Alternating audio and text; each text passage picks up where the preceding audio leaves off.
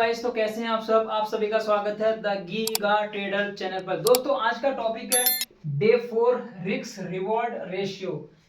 आपका जब भी ट्रेडिंग सिस्टम ट्रेडिंग सेटअप में बैठते हैं तो आपका रिस्क रिवॉर्ड कितना होना चाहिए, ये डे 4 है और मैं आपको 2 मिनट में समझा दूंगा। लॉन्ग ले जाने की जरूरत नहीं वीडियो की, बहुत ही ज्यादा शॉर्ट टॉपिक है और इजीली समझ जाओगे आप।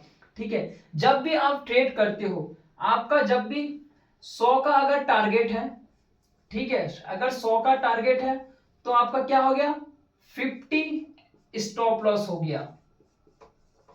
तो आपका जो रिस्क रिवॉर्ड कितना हो गया, 1:2। ठीक है, 1:2 यानी कि 1% और 2% आपका रिस्क रिवॉर्ड हो गया। और माना जाता है ट्रेडिंग में अगर आपका रिस्क रिवॉर्ड ज्यादा नहीं 1:2, इससे ज्यादा लोगे तो 1:3, इससे ज्यादा बिल्कुल भी नहीं लेना चाहिए। एज अ फॉर बिगिनर की बात कर रहा हूं मैं। आप जब भी नई नई ट्रेडिंग करने के लिए आते हैं तो आपका जो रिस्क रिवॉर्ड होना चाहिए 1:2 और 1:3 ही होना चाहिए, इससे ज्यादा बिल्कुल भी नहीं, क्योंकि आपका कैपिटल कभी भी खत्म हो सकता है अगर आप बिगिनर हो।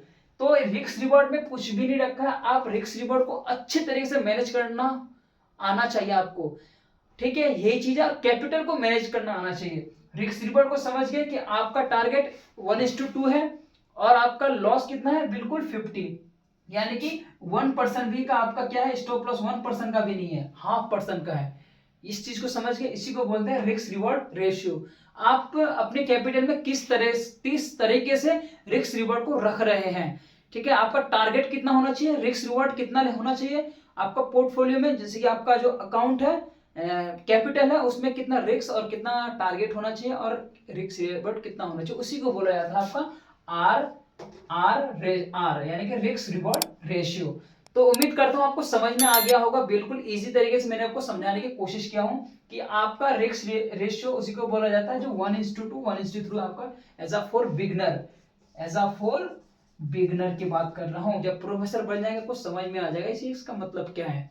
थैंक यू सो मच दोस्तों, मिलते हैं अगली और मजेदार वीडियो के साथ। तब तक के लिए देखते रहिए द गीगा ट्रेडर।